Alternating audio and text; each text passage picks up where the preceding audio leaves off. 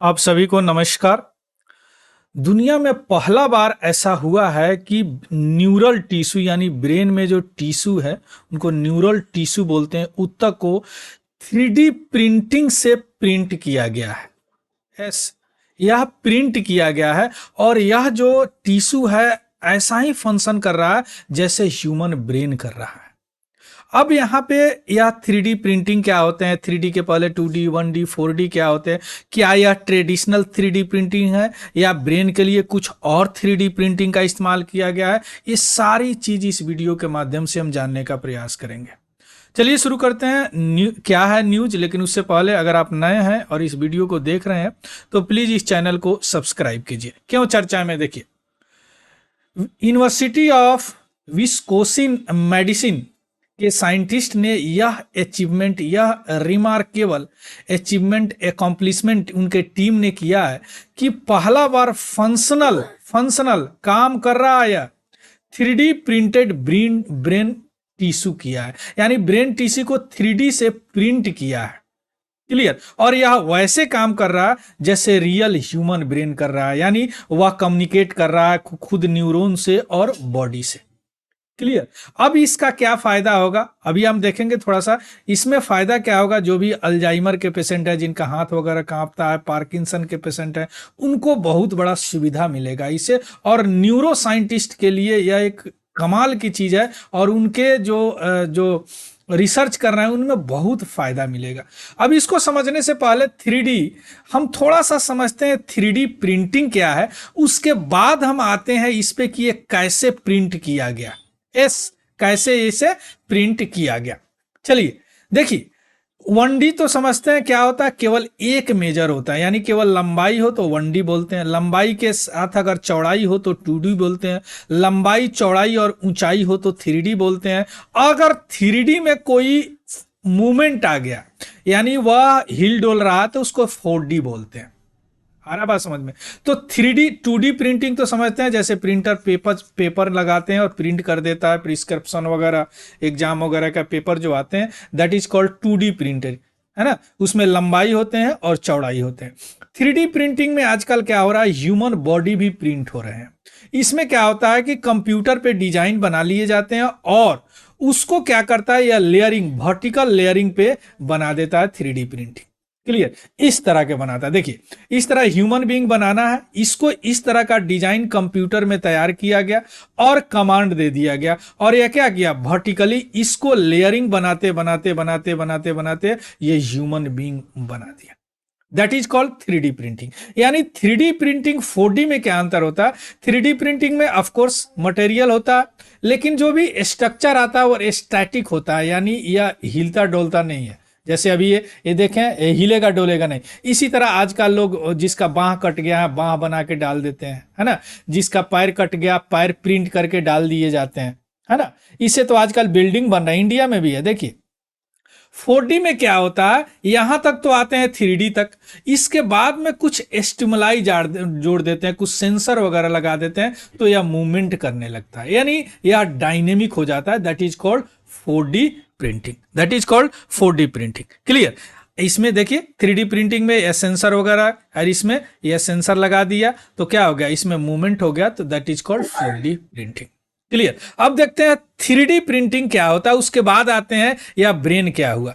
3D printing से अब India में भी फर्स्ट ऐसा पोस्ट ऑफिस है जो 3D प्रिंटेड पोस्ट ऑफिस है, यानी इसको प्रिंट किया गया है, ये बनाया नहीं गया है, कंप्यूटर में डिजाइन किया गया, प्रिंट कर दिया गया। उसी तरह स्पेन में जो पैदल चलने वाला ब्रिज है, पेडेस्ट्रियन ब्रिज है, उसको प्रिंट किया गया है। इस तरह मेडिकल लाइन में आजकल दांत वगैरह तो प्रिंट करके ही लग रहे हैं, बाँह वगैरह लग रहे हैं, पैर वगैरह लग रहे हैं, ये सारे 3D प्रिंटिंग से काम कर रहे हैं। देखिए इंडिया में आप बंगलोर अगर जाएंगे तो देख सकते हैं, यहाँ पे यह जो पोस्ट ऑफिस है यह बनाया नहीं गया, यह प्रिंट किया गया है।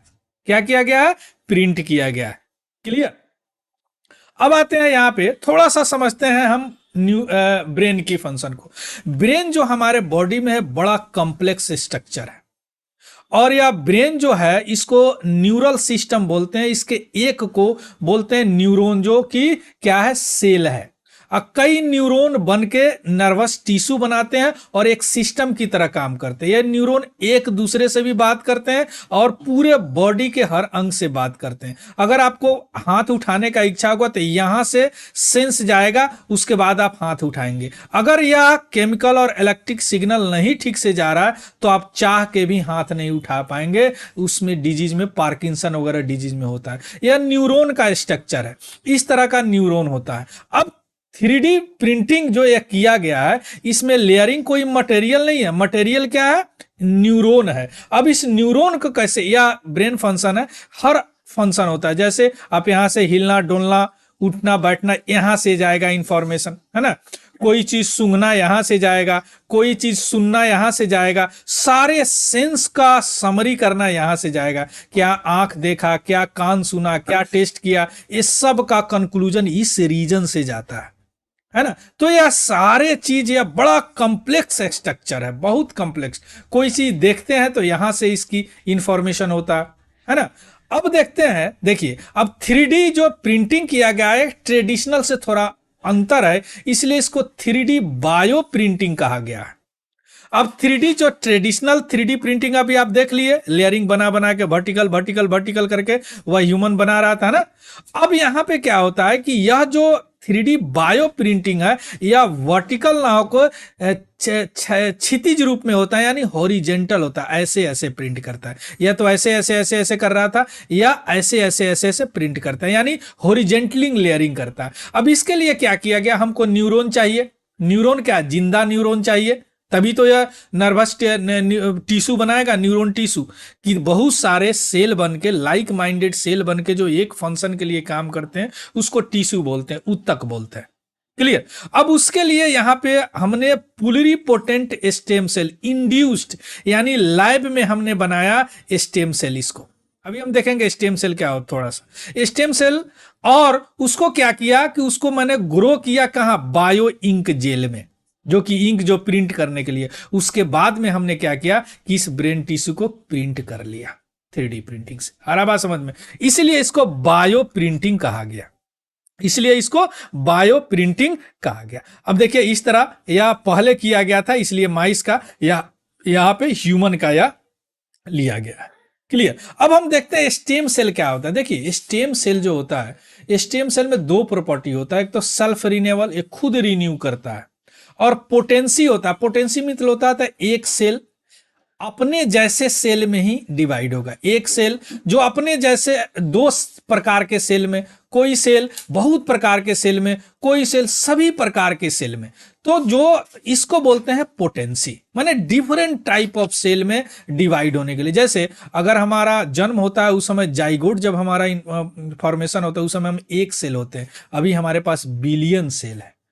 लेकिन एक सेल डिवाइड करते करते इतना सेल बना। लेकिन कुछ सेल ऐसे हैं जो अभी तक डिवाइड नहीं हुए, उसी को स्टेम सेल बोलते हैं। तो क्या करते हैं डॉक्टर लोग, इसी स्टेम सेल को अगर हम बाहर निकाल के अगर उसको पता कर ले कि कौन सा अंग यह बना सकता है, और लैब में केमिकल इंस्ट्रक्शन दे के वो अंग बना सकते हैं। क्लियर। अब यहां पे आते हैं, यह स्टेम सेल दो प्रकार के होते हैं। एक डिफरेंशिएशन पोटेंशियल, यानी कितने तरह में डिवाइड हो सकता है, और एक ओरिजन, जहां से ओरिजन, जैसे इम्ब्रायोनिक स्टेम सेल या इम्ब्रायो में पाया जाता है, एडल्ट स्टेम सेल हमारे एडल्ट बॉडी में पाया जाता है, इंड्यूस्ड प्लुरिपोटेंट स्टेम सेल या लैब में बनाते हैं, है ना। अब इसका प्लुरिपोटेंट यानी टोटीपोटेंट सभी तरह के सेल बना सकते हैं, है ना। जैसे प्लेसेंटा, प्लुरिपोटेंट यानी मेनी प्रकार, मल्टीपोटेंट सेवरल, ओलिगोपोटेंट टू, यूनिपोटेंट एक तरह के सेल बना सकते हैं। तो इस लैब में क्या किया गया कि इंड्यूस्ड प्लुरिपोटेंट स्टेम सेल बनाया गया, यानी मेनी प्रकार का, सब प्रकार का ना। देखिए प्लुरी मीन्स मेनी, टोटी मीन्स होल, और मल्टी मीन्स सेवरल। तो यह सेल हमने बायो इंक जेल में डेवलप किया, उसके बाद में इस प्रिंटर से ह्यूमन टिश्यू को हमने प्रिंट कर लिया। अब इसका फायदा क्या है, यह है सेल सेल्फ रिन्यू करता है ना। अब इसका फायदा क्या, देखिए अब इससे फायदा है कि अब हम यहाँ पे उस चूंकि कम्युनिकेट कर रहा है, उसी तरह वह इंफॉर्मेशन दे रहा है, उसी तरह एक न्यूरॉन से दूसरे न्यूरॉन में इलेक्ट्रिकल केमिकल सिग्नल जा रहा है, तो उससे क्या करेंगे, यह एक अपॉर्चुनिटी, अवसर दे रहा है कि हम ब्रेन फंक्शन को और अच्छी तरह स्टडी करें। उनके डिसऑर्डर को स्टडी करे और कंट्रोल्ड इन्वायरमेंट में स्टडी करे, इससे न्यूरो साइंटिस्ट में और ज्यादा तरक्की होगा, है ना। इसके अलावा हम बहुत सारे कैपेबिलिटी जो कि कन्वेंशनल ब्रेन है उनके बारे में हम जान सकते हैं। एक टेक्निक हम डेवलप कर सकते हैं लेबोरेटरी में, है ना। और स्पेशलाइज्ड इक्विपमेंट में कल्चर मेथड से हम और सारे चीज बना सकते हैं। यानी जो भी न्यूरोलॉजिकल कंडीशन के कारण बीमार हैं उनके ट्रीटमेंट में इससे बहुत बड़ी फायदा मिलेगा। जैसे बहुत लोगों को देखिएगा कि उनका हाथ कांपते रहता है, वो रुकेगा ही नहीं, वो चाह रहे हैं लेकिन फिर भी नहीं रुक रहा है। क्यों? क्योंकि वहां से जो ब्रेन से केमिकल और इलेक्ट्रिकल सिग्नल आ रहा है या इनका मस्कुलर टिश्यू उनको ठीक से पढ़ ही नहीं पा रहा है ना, इसलिए ऐसा हो रहा। तो इस तरह का स्टडी करके हम उसको ठीक कर सकते हैं, उसको कुछ और कंट्रोल कर सकते हैं। ये सारी चीज अब पॉसिबल हो जाएगा। Clear? So this is all about the news. इसका पीडीएफ हमारा Telegram channel Tiwari general study से आपको मिल जाएगा, वहां से आप ले लीजिएगा और उसको ज्वाइन कर लेंगे। अगर यह वीडियो आपको अच्छा लगा, आपको कुछ सीखने को मिला, तो प्लीज इसको लाइक जरूर कीजिएगा। So thank you, have a good day and happy learning. Thank you very much.